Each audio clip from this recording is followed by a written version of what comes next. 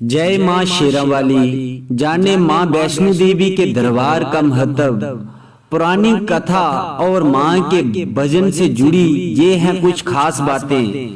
कहते हैं माँ के दर्शनों का सौभाग्य केवल उन्हीं को प्राप्त होता है जिन्हें माँ का बुलावा आता है, और जिन्हें माँ का निमंत्रण मिले वो भाग्यशाली कहलाते हैं। माँ वैष्णो देवी की महिमा ही ऐसी है, तभी तो पूरे साल माँ का दरबार भक्तों से भरा रहता है। हर साल माँ के जयकारे गूंजते रहते हैं, जहाँ ना सर्दी का खौफ, ना भीषण गर्मी की परवाह, ना बरसात का डर। हर मौसम में माँ के दर्शनों के लिए भक्तों के पहुँचने का सिलसिला जारी रहता है।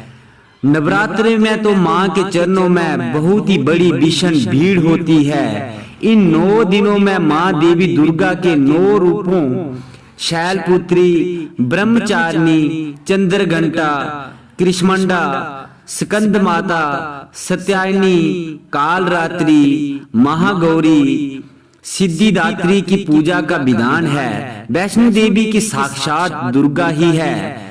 त्रिकूट पर्वत पर पिंडी के रूप में विराजमान माँ की क्या है पुरानी कथा और भजन से जुड़ी कुछ खास बातें हम आपको बताते हैं। माँ वैष्णो देवी की पुरानी कथा क्या है। जम्मू कश्मीर में स्थित माँ वैष्णो देवी हिंदुओं में सबसे ज्यादा पूजनीय देवी है। कहते हैं कि कटरा कस्बे से 2 किलोमीटर दूरी पर स्थित हंसाली गांव में माँ वैष्णवी के परम भक्त श्रीधर रहते थे। वे निसंतान होने से दुखी थे। एक दिन उन्होंने नवरात्रि पूजन के लिए कुंवारी कन्याओं को बुलाया। माँ वैष्णवी कन्या वेश में उन्हीं के बीच आ बैठी। पूजन के बाद सभी कन्याएं अपने घर चली गई, लेकिन माँ वैष्णवी वहीं रही और श्रीधर से बोली, सबको अपने घर भंडारे का निमंत्रण दे आओ। श्रीधर ने इस दिव्य कन्या की बात मान ली और आसपास के गांव में भंडारे का संदेश पहुंचा दिया। वहां से लौट आते समय गुरु गोरखनाथ और उनके भीषण चेले बाबा भैरवनाथ जी के साथ दूसरे शिष्यों को भी भोजन का निमंत्रण दिया। भोजन का निमंत्रण पाते सभी गांववासी हैरान थे कि वह कौन सी कन्या है जो इतने सारे लोगों को भोजन करवाना चाहती है। सभी लोग भोजन के लिए इकट्ठे हुए। तब कन्या रूपी माँ वैष्णो देवी ने एक विचित्र पात्र से सभी को भोजन परोसना शुरू किया। भोजन परोसते हुए जब वह कन्या भैरवनाथ के पास गई तो भैरवनाथ ने खीर पूरी की जगह मांस और मदिरा मांगी। कन्या ने मना कर दिया, लेकिन भैरवनाथ जिद पर अड़ा रहा। भैरवनाथ ने उस कन्या को पकड़ना चाहा। तब माँ ने उसके कपट को जान लिया। माँ रूप बदलकर त्रिकूट पर्वत की ओर उड़ चली। भैरवनाथ से छिपकर इस दौरान माता ने एक गुफा में प्रवेश कर 9 महीने तक तपस्या की। ये गुफा आज भी आदकबारी या गर्भजून के नाम से प्रसिद्ध है। इस गुफा का इतना ही महत्व है जितना पवन का। 9 महीने बाद कन्या ने गुफा से बाहर देवी का रूप धारण किया। माता ने भैरवनाथ को चेताया और वापस आने को कहा, लेकिन जब वो नहीं माना तो तब माता वैष्णवी ने महाकाली का रूप लेकर भैरवनाथ का संहार कर दिया। भैरवनाथ का सिर काटकर पवन से 8 किलोमीटर दूर त्रिकूट पर्वत की भैरव घाटी में गिरा। उस स्थान को भैरवनाथ मंदिर के नाम से जाना जाता है। जिस स्थान पर माँ वैष्णो देवी ने हठी भैरवनाथ का वध किया, वह स्थान पवित्र गुफा अथवा भवन के नाम से प्रसिद्ध है।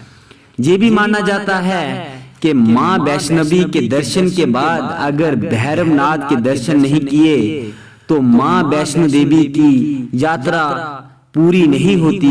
वैष्णो देवी से जुड़ी कुछ और खास बातें। वैष्णो देवी का मंदिर अथवा भवन 12 किलोमीटर की पैदल यात्रा के बाद आता है। इस दौरान रास्ते में और भी कई दिव्य स्थल मौजूद हैं जिनका धार्मिक महत्व है।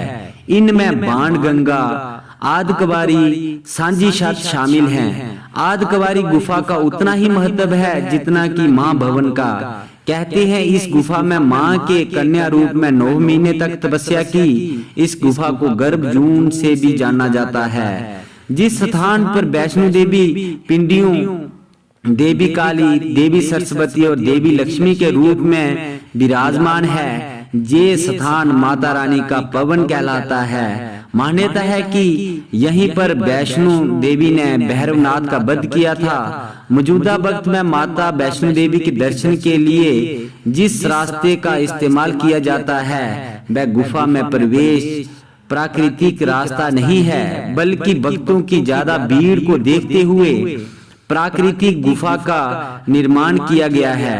जब मंदिर में श्रद्धालुओं की संख्या 10,000 से कम होती है तब प्राचीन गुफा का द्वार खोल दिया जाता है और भक्त पुराने रास्ते से माता के दरबार तक पहुंच सकते हैं। लेकिन कहते हैं ये सौभाग्य बेहद कम भक्तों को मिलता है। मां वैष्णो देवी के दरबार में प्राचीन गुफा का महत्व इसलिए भी ज्यादा है क्योंकि कहा जाता है कि यहाँ भैरव का शरीर मौजूद है। कहा जाता है कि यहीं पर भैरव को मां ने अपने त्रिशूल से मारा था और उसका सिर उड़कर भैरव घाटी में चला गया और शरीर इस गुफा में रह गया। तो भक्तों, मैं आपको बताना चाहूंगा कि महावैष्णो देवी की यात्रा के दौरान जितने भी धार्मिक स्थान आते हैं उनका आपको विधि विधान से दर्शन करने चाहिए और मां वैष्णो देवी के दर्शन करने के बाद आपको भैरव घाटी के दर्शन जरूर करने चाहिए। मैं भक्तों को इतना भी बताना चाहूंगा, जब आप कटरा मां वैष्णो देवी के दरबार में आए तो पंडित श्रीधर के दर्शन भी आपको करने चाहिए जो कि मां के परम भक्त थे। तो हम उम्मीद करते हैं आपको मां वैष्णो देवी की ये गाथा जरूर पसंद आई होगी। अगर ये हमारी वीडियो पसंद आई है तो वीडियो को लाइक करके चैनल को सब्सक्राइब कर लीजिएगा। हम आपको मिलते हैं एक नई यात्रा ब्लॉग के साथ। तब तक के लिए धन्यवाद। जय हिंद, जय भारत, जय माता दी।